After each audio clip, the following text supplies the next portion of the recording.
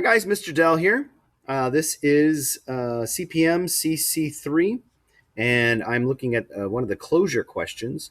In this case, the closure 3-119. Okay, so on this closure question of chapter 3-119, we've got a situation here where, okay, let me read it, and we'll go through it together. 1 year ago, Josie moved into a new house and noticed a beautiful vine growing on the back fence. She recorded the data in the table below. So here's our data with our table and our data. So weeks since Josie moved in has been 4, 5, and 6. So those are the data points. And then the corresponding height of the vine in inches is 16, 19, and 22. So we've got a table. So it says, assume that the vine continues to grow at a constant rate as you answer the questions below. So I'm going to, for the sake of having a little bit more space here, I'm going to redraw my table. Okay. So I'm going to put up here the weeks, and I'm going to put down here the height, just to abbreviate. So I have the weeks that she moved in and the height of the vine, right? So I'm going to kind of make some space because I have a feeling I need to go backwards and forwards with this. So I'm going to put 4, 16, 5, 19, and 6, 22. And then I can then utilize this to kind of figure out some weeks before and weeks ahead, right? So that's the first question is, how tall was the vine 7 weeks after Josie moved in? So if we want to look at our table, I now need to use my table, use the pattern to determine the height at 7 weeks. So if I look, I can look at my pattern a couple ways. One way is because I have consecutive values, 4, then 5, then 6. It's consecutive. And then I want to know 7. I can look at the pattern the horizontally in this case. So 4, 5, 6, 7. See the pattern? So what's my pattern this direction? 16, 19, 22, what? What's happening as I go this direction, right? As I go this direction, what do you see happening? I'm adding 3 each time. 16 plus 3 is 19, plus 3 is 22. So therefore, I need to add 3 to get to the 7, my value of when the weeks are at 7. So that would be 25. So for A, I have, using the table, how tall was the vine 7 weeks after Josie moved in? I could say that it was 25 inches, right? So that's the answer for A. So B, how tall was the vine 3 weeks after Josie moved in? Now I'm going to go the other direction, right? So if I can think of my pattern this way, I'm decreasing by 1 in weeks. And now I'm going to go this direction. If I was increasing by 3, what would I do to go this direction? I would subtract 3, right? If I'm adding 3 to this direction, horizontally, to go backwards, it's subtract 3. So that would be 13. So how tall was the vine 3 weeks after Josie moved in? I could say 13 inches, okay, based on my pattern of the table. C, how tall was the vine when Josie moved in? So if these are weeks after, so weeks since Josie moved in, I need to get all the way down to what? 0. 0 weeks would be the day she moved in, right? Because there's no weeks after. So the day she moved in. So again, I could just continue my pattern to figure this out. Go down to 3, then 2, then 1 week, and then to 0 weeks. So if I did that, I'm going to just continue go this direction. I'm going to continue subtracting 3. So that would be 10, minus 3 is 7, minus 3 is 4. So right there, we can see based on the pattern of the table that the vine was, so it was 4 inches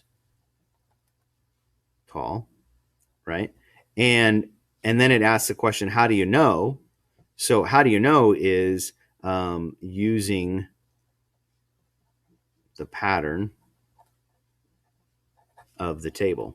I could write that as an answer. I could say every 3 weeks it grew 3, and therefore I subtracted 3 each time. I could say, so there's ways to describe how did you come up with that. Showing your work on the table is one justification as well. Part D. So predict how tall the vine was 19 weeks after Josie moved in. Now, here's a situation. We could take and just continue to do my table all the way up to 19 somehow if I want to. Or at this point, it may be a good idea to come up with a rule, right? If I can continue my pattern all the way to 19, just keep adding 3 till I get there, which is fine. But I also want to know, I can at this point determine what is my rule for this pattern, right? What is the rule? Well, remember making rules. I'm going to go ahead and call my weeks. I'm going to call that X, my input, and my height is my Y, right? So I want it, if I'm determining the Y, the height, I could say the Y equals what? Well, what's nice is I see that I have, at 0, I have 4, right? Remember, what does that mean? That means, you know, whatever I do to this X, I know at the end of it, I'm going to add 4.